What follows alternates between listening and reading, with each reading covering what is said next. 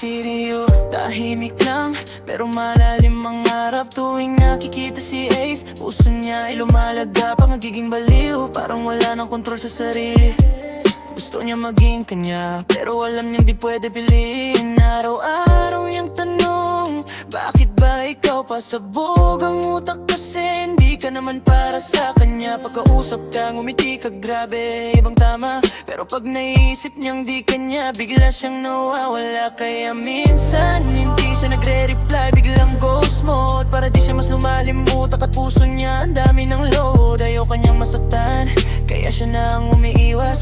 Kahit sa totoo lang, sa'yo umiikot ang buong bungkas. Kasi alam kong bawal, puso ko lagi kang tinatawag. Kahit na masakit, di ko kayang ipilit. Kaya ako'y lumalakad palayo, kahit gusto kong manatili. Kahit alam kong bawal, puso ko lagi kang tinatawag. Kahit na masakit, di ko kayang ipilit. Kaya ako'y lumalakad palayo, kahit gusto kong manatili.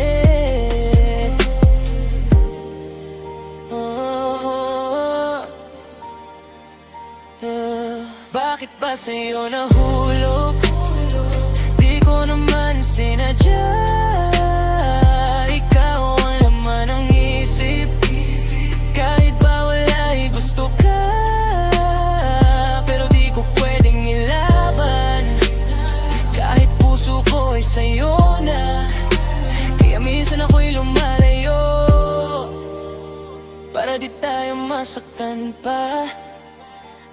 Siriyo nalulunod sa mga what if na hindi pwede. Alam niyang may limit, kaya puso niya ay puno ng duda at peke. Pagkasama ka, ramdam niya ang di niya dapat maramdaman.